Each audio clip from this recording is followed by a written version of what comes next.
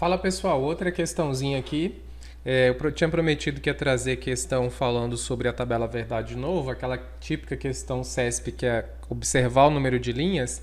E aí eu trouxe duas na verdade, de uma vez só aqui para vocês, tá? Essa primeira aqui, que é um pouquinho mais polêmica, mas eu trouxe a outra também, que é mais, né, talvez seja mais claro aí. Então pessoal, vamos lá, vamos entender o que aconteceu aqui. Ele trouxe assim, ó, um texto que é uma proposição P, e aí essa proposição é isso aqui, ó. A empresa alegou ter pago suas obrigações previdenciárias, mas não apresentou os comprovantes de pagamento. O juiz julgou, pois procedente a ação movida pelo ex-empregado. Então, pessoal, o que nós temos aqui?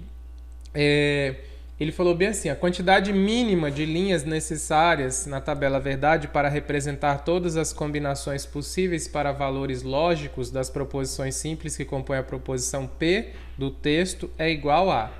Então ele quer, na verdade, as linhas, tá? Ele quer o número de linhas, certo? Então, o número de linhas nós já vimos que é 2 elevado a n, sendo n o número de proposições simples, tá? E aqui a dificuldade é localizar as proposições simples, quantas nós temos. E aí, de fato, há uma dificuldade mesmo para fazer essa análise. Então aqui, algumas questões, às vezes, eles pegam mais pesado, e essa aqui é uma delas. Então, só para você perceber uma questão mais complexa. Então, o que ele trouxe aqui para a gente? Ó, eu tenho que identificar onde estão as informações relevantes aqui. E aí eu volto naquela dica dos verbos ali, de repente, buscar os verbos aqui, né? As ações mais impactantes aqui. Então ele falou bem assim, ó. A empresa alegou ter pago suas obrigações previdenciárias. Isso aqui é uma informação, tá? Isso aqui é uma informação. Então eu vou colocar aqui, ó, como sendo minha proposição P, tá? Aí, esse mas, pessoal, dá a ideia de e. Porque eles fizeram isso ali de trás e não apresentou. Então, a empresa alegou e não apresentou. Então, essa segunda informação aqui também é uma outra proposição, tá? Vou destacar ela de outra cor aqui. Vamos lá, marca texto aqui, vamos no amarelo também. Ó. Isso aqui não apresentou comprovante de pagamento. Então, isso aqui é uma outra informação, tá? Uma outra proposição. Tem verbo nela aqui também, ó. Certo? Então tem verbo aqui, é uma segunda informação, uma outra proposição. Então aqui eu vou chamar de que. P e que, tá bom? Aí, pessoal, aqui a dúvida é se essa segunda informação, que eu não grifei ainda, é complemento dessa parte aqui, não apresentou os comprovantes, ou se é uma nova informação, tá? Ou se nós temos mais de uma informação nova aqui. Então, perceba, ele falou bem assim, não apresentou os comprovantes de pagamento, o juiz alegou, então aqui tem um verbinho aqui, ó, alegou, pois procedente à ação movida pelo empregado. A dúvida de muita gente aqui é se aqui tudo é uma proposição só, ou se esse pedaço do juiz é uma e aqui para frente também é outra, porque tem aqui o precedente, aí muita gente, não, mas o precedente e tal, aqui tem uma movida, não sei o quê. Então a dúvida é, porque se eu considerar que aqui são duas, vai para 4, 2 elevado a 4. Se eu considerar que aqui tudo é só uma, vai para 3, vai para um total de 3, porque aqui tudo seria uma proposição R, tá? Então, pessoal, o que acontece? Aqui acaba sendo uma só, tá? Porque essa segunda informação, ela está interligada com essa primeira, do juiz julgou. Então, de certa forma, é um complemento, é uma consequência do que foi falado no começo ali. Então, aqui seria uma proposição R, tá? Ou uma P3, P1, P2, P3. Então, eu tenho aqui uma proposição P, Q e R. Tá? Então aqui, pessoal, eu vou ter 2 elevado a 3. Cuidado, 2 elevado a 3, pessoal, não é 6, não é 2 vezes 3, 6. 2 elevado a 3 é o 2 3 vezes, multiplicando, tá? O 2 3 vezes multiplicando. Então, 2 vezes 2, 4, vezes 2, 8. Então, aqui, letra C, 8 linhas. Nós teremos, no mínimo, 8 linhas nessa tabela verdade. Beleza?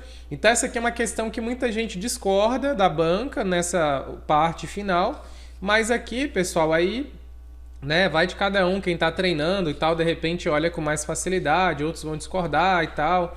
Mas enfim, para mim é claro que essa parte aqui depois a parte do pois é um complemento da primeira, tá? E não uma informação nova. Então, de certa forma, aqui a gente teria uma segunda proposição. Muita gente faz a análise nessa parte final apenas e coloca aqui como sendo uma proposição essa parte final, contabilizando 3 também. O importante é que você identifique que são 3, tá? Aí eu apresentei dessa maneira para vocês. Avançando aqui, a gente tem uma outra que é típica que o Sebrasp faz, que é separar já de cara as proposições P1, P2, P3. Só que elas são proposições compostas, elas não são proposições simples. Aí ele pergunta em relação a uma delas, qual que é a tabela verdade, número de linhas da tabela verdade de uma delas. Aqui ele pediu da P1. Ele quer saber a quantidade de linhas da P1, tá? Na P1, pessoal, é a primeira informação. Então quer dizer que essas de baixo aqui você esquece, ó. Ele só pediu da P1, ele só quer saber dessa aqui, ó. Então na P1 ele quer que você observe e fale qual é o número de linhas aí da tabela verdade para essa proposição P1. Aquele mesmo esquema, se você já identificar um conectivo, você já circula. Então se eu estou observando aqui, ó, se há investigação opa, é um conectivo. Se é um conectivo, aqui para trás é uma proposição, então eu já vou chamar de P. E o que vem depois também é. O problema é saber se tem mais de uma depois, tá? Então, ó, ou é uma proposição, então para trás e para frente você vai ter um conectivo, então você vai ter um P e um Q aqui, tá? Só que se você observar, eu tenho um se então, que é um outro conectivo. Então eu tenho aqui 2 conectivos, tá? Para ter 2 conectivos, normalmente eu tenho que ter 3 proposições. Vamos lá, vamos tentar entender como é que é isso? Olha só, essa informação aqui eu vou destacar ela de azul, a informação P, tá? Informação P está destacada em azul. Aí eu vou pegar essa informação Q aqui e vou destacar em verde, tá? Que o suspeito é flagrado cometendo delito aqui. E essa informação terceira aqui eu vou destacar em amarelo, tá? O laranja. Então agora eu vou pegar isso e traduzir para a linguagem simbólica. Se eu fosse construir isso para a linguagem simbólica, porque às vezes clareia na hora de contar as proposições, perceba que ficaria assim, ó. Toda vez que eu tenho o se então, toda vez que eu tiver o se então, eu vou ter uma informação aqui interligada e levando em outra, tá? Levando a outra informação. O então, ele vai fazer o papel dessa setinha aqui de certa forma. Eu vou ter um se alguma coisa, setinha, então outra. Então quer dizer, ó, tá claro para você que se o então tá aqui e depois do então tá a punição de criminosos, a punição de criminosos tem que estar aqui. Então, ó, então a punição de criminosos. Então essa informação é a que está aqui. Então quer dizer que a informação de verde e de azul, ela tem que estar antes da seta, então ela tem que estar no começo. Então ela tem que vir aqui, ó. Ela tem que vir aqui assim, ó. Se há, então aqui a investigação, ou, né? Então o suspeito é flagrado. Então eu tenho aqui uma proposição P ou que levando numa outra proposição aqui R, que seria essa aqui, ó, R. Então, pessoal, eu tenho 3 proposições. 3 proposições aqui, eu vou ter, então, 2 elevado a n, que é o número de linhas da tabela verdade, sendo que aqui são proposições simples. Essa P é uma proposição simples, só traz uma informação, a Q também é informação simples e a R é informação simples. Todas as 3 juntas aqui formam a proposição P1, que é uma proposição composta, que é a junção delas pelos conectivos, tá? Então, se apareceu 2 conectivos, provavelmente nós teremos 3 proposições simples ali, pelo menos. Então, aqui eu vou ter 2 elevado a 3, vai ser 2 vezes 2 vezes 2, tá? E aqui nós teremos, então, 8 novamente, tá? Que no caso aqui vai ser a letra D de dado, tá certo? Eu acho que, de repente, com esses 2 vídeos que nós fizemos, com essas 3 questões resolvidas, você dificilmente vai errar uma outra questão como essa. Talvez a dificuldade da questão vai ser contabilizar quantas proposições simples se a frase for muito complexa. Mas eu acho que você entendeu a ideia, eu acho que é simples aqui o conceito, a ideia de captar essa questão de calcular ali.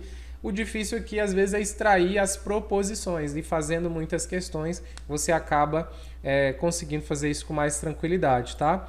Mas você vai perceber que são muitas questões mesmo que a banca traz nesse estilo aqui, tá? E o meu intuito é justamente trazer a cereja do bolo para que você consiga acertar as questões, né, as possíveis questões que a banca vai trazer na sua prova. Seja qual for o seu cargo para o IBGE, isso aqui é um tipo de questão que certamente aparecerá na sua prova lá. Beleza, pessoal?